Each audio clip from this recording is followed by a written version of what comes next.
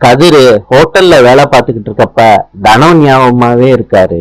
யார பார்த்தாலும் தனத்தை பார்த்த மாதிரியே ஃபீல் பண்றாரு.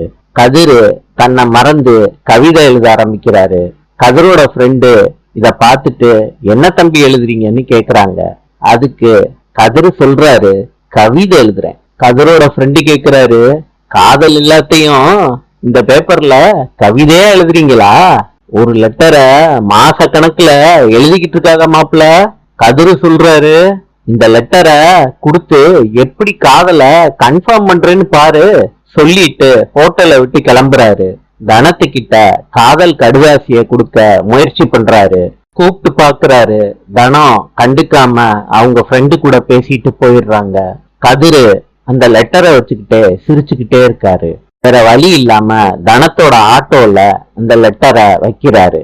தனம் ஆட்டோல ஏறி உட்கார்ந்த உடனே அந்த லெட்டரை பாக்குறாங்க. பிரிச்சு படிக்கிறாங்க.